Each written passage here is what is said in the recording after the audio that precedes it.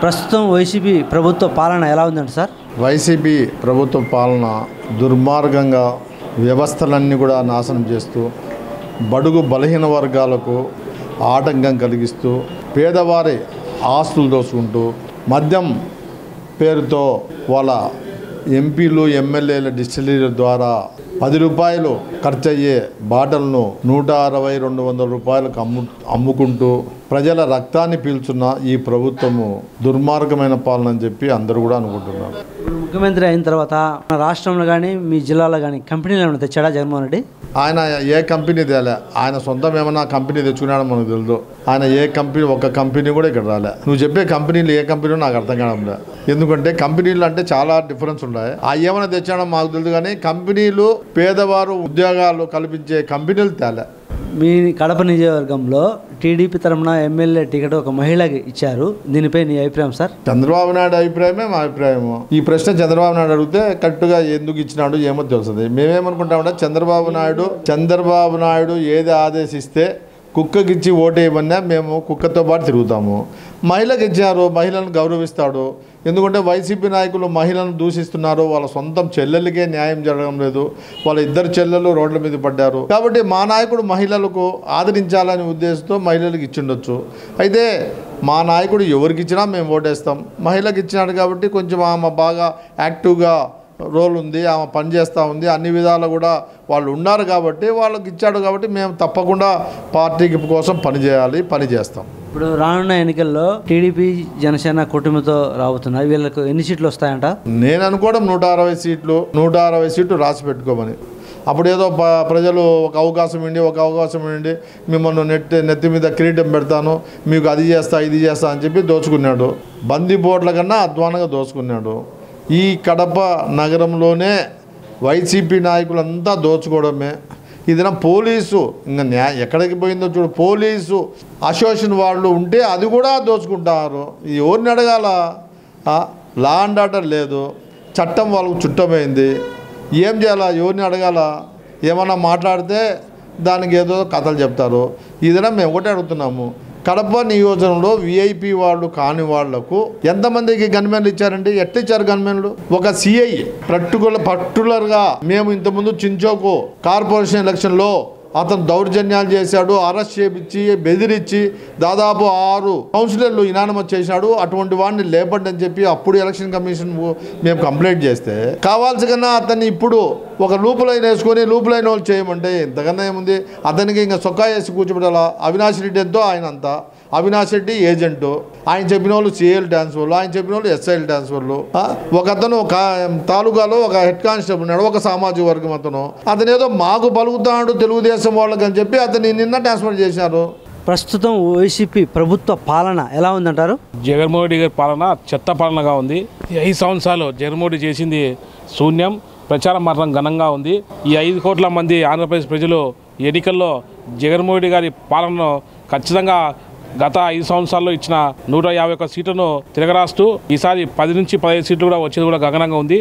ఖచ్చితంగా ఈసారి నారా చంద్రబాబు గారు నాయకత్వంలోనే ఈరోజు రాష్ట్రంలో అన్ని అభివృద్ధి కార్యక్రమాలు, అన్ని కులాలకు సంబంధించి అభివృద్ధి కార్యక్రమాలు కావచ్చు, అమరావతి విషయం కావచ్చు, పోలవరం విషయం కావచ్చు, ఇలా అన్ని విషయాలు రాష్ట్ర అభివృద్ధి కొరకు ఈసారి నారా చంద్రబాబు సార్ సమక్షంలోనే అభివృద్ధి జరుగుతుందని చెప్పి రాష్ట్ర ప్రజలు కూడా చంద్రబాబు సార్ రావాలని చెప్పి కోరుతూ ఉన్నారు. కడప నియోజకవర్గంలో మీ నియోజకవర్గంలో టీడీపీ తరఫున ఒక మహిళకు ఎమ్మెల్యే టికెట్ ఇచ్చారు, దీనిపై నీ అభిప్రాయం? చాలా సంతోషం.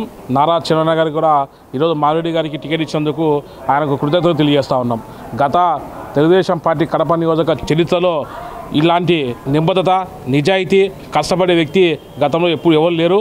ఈసారి ఒక లేడీ మహిళ టైగర్గా మేము భావిస్తున్నాం. ఎందుకంటే ఈరోజు గతంలో ఏ నాయకుడు తిరగని విధంగా ఈరోజు మాధురెడ్డి గారు కడప నియోజకవర్గంలో ప్రతి వార్డులో, ప్రతి గ్రామంలో, ప్రతి వీధిలో తిరుగుతూ వైఎస్ జగన్మోహన్ రెడ్డి గారి వైఫల్యాలను తెలియజేస్తూ గత తెలుగుదేశం ప్రభుత్వంలో దిగిన అభివృద్ధి కార్యక్రమాలను వివరిస్తూ ఈరోజు రాబోయే తెలుగుదేశం ప్రభుత్వంలో అన్ని వర్గాలకు కానీ అన్ని నియోజకవర్గాలకు సంబంధించి అభివృద్ధి కార్యక్రమాలను వివరంగా ప్రజలకు వివరిస్తూ వాళ్ళ సమస్యలు తెలుసుకుంటూ ఈరోజు శ్రీనివాసరెడ్డి గారి కడప పార్లమెంట్ అధ్యక్షుడు పొలిట్ సభ్యులు శ్రీనివాసరెడ్డి గారి సతీమణి మాధురెడ్డి గారు తిరుగుతున్న వైనం చూస్తూ ఉంటే ప్రత్యర్థి అయిన వైఎస్ జగన్మోహన్ రెడ్డి గారి పార్టీ కడప నియోజక అభ్యర్థి అంజద్ బాషా గారికి గుండెల్లో రైలు పరిగెడుతూ ఉన్నాయి.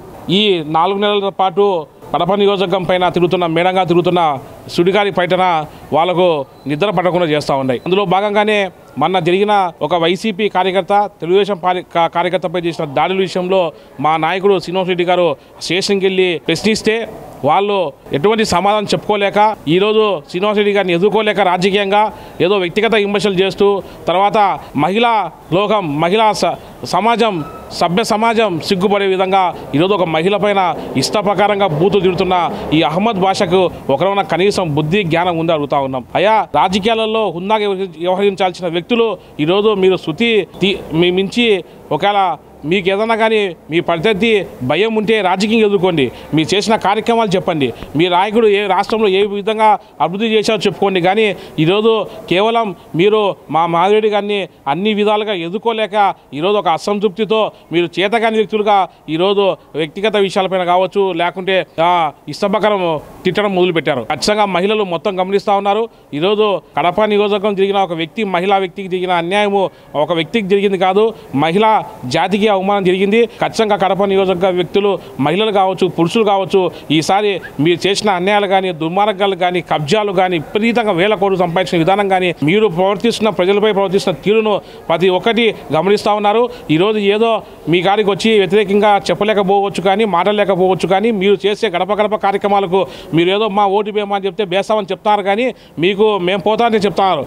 అవునా, ఈ అంజద్ బాషా మాకు తెలియదు, ఈ ఎమ్మెల్యే తెలియదు, ఏదో జగన్ చూసి ఓటు వేసినాం, ఈసారి మోసపోయినాం, మా కాలువలు లేవు, రోడ్లు లేవు, లైట్లు లేవు, నిత్యావసర సరుకులు విపరీతంగా కొండం దాటే విధంగా అయిపోయినాయి.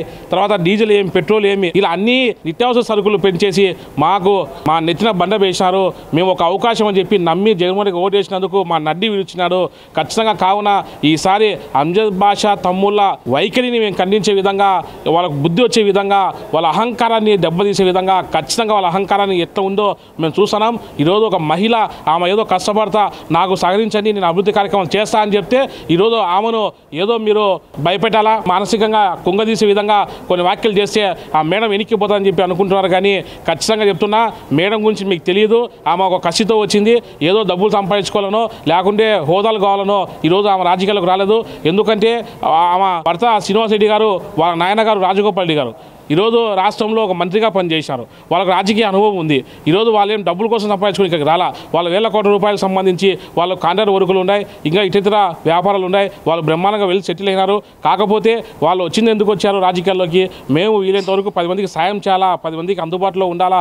ఈరోజు కడప నగరం ఇన్ని సంవత్సరాలు అవుతుంది వైఎస్ జగన్మోహన్ రెడ్డి గారిని నమ్మి ఈరోజు అంజద్ బాషా గారు కావచ్చు గతంలో ఉన్న నాయకులు కావచ్చు పట్టం కడితే ఈరోజు వాళ్ళ కుటుంబాలు బాగుపడడానికి కోసం వాళ్ళ అల్లుళ్ళు కానీ తమ్ముళ్ళు కానీ కూతుళ్ళు కానీ వాళ్ళు బాగుపడడానికి కోసమే పనిచేశారు తప్ప ఈరోజు కడప నగరానికి ఏం రాని అభివృద్ధి కార్యక్రమాలు చేయలేదు. ఖచ్చితంగా కడపను అభివృద్ధి పదంలో తీసుకెళ్లాలా, కడపను రాష్ట్రంలో నెంబర్ 1 స్థానంలో పెట్టాలనే ఉద్దేశంతో ఈరోజు శ్రీనివాసరెడ్డి గారు కావచ్చు ఆయన సతీమణి మా కడప అభ్యర్థి ఎమ్మెల్యే అయిన మన మాధురెడ్డి గారు ఈరోజు కష్టపడతా ఉంటే ఈరోజు మీకు నోటుకు వచ్చి మారుతా ఉన్నారు. ఖచ్చితంగా మేము ఒకటే చెప్తా ఉన్నాం, మా సమాధానం ఒకటే, రేపు ఎన్నికల్లో గెలుపొందిన తర్వాత మేము అభివృద్ధి చేసి మిమ్మల్ని ఖచ్చితంగా మీ నైజాన్ని ఈరోజు కడప ప్రజలకు తెలియజేస్తాం. మీరు ఎన్ని మాట్లాడినా కూడా మేము వెనక్కి తగ్గేది లేదు, మీరు ఎన్ని భయపడిచినా మేము వెనక్కి తగ్గేది లేదు, మీరు ఎన్ని కేసులు పెట్టినా వెనక్కి తగ్గేది లేదు. తెలుగుదేశం పార్టీ కార్యకర్తలు అదరం బెదరం చెదరం రేపు నెక్స్ట్ వచ్చే ఎన్నికల్లో మా సత్తా చూపించి కడప నియోజకవర్గంలో మాధురెడ్డి గారి జెండా ఎగరేసి రాష్ట్ర వ్యాప్తంగా జగన్మోహన్ రెడ్డి గారిని తల వంచి నారా చంద్రబాబు గారిని ముఖ్యమంత్రి చేస్తున్న దిశగా మేము అడుగులు వేస్తామని తెలియజేస్తా ఉన్నా. ఈరోజు బీసీలకు గొంతు కోసిన వ్యక్తి జగన్మోహన్ రెడ్డి గారు.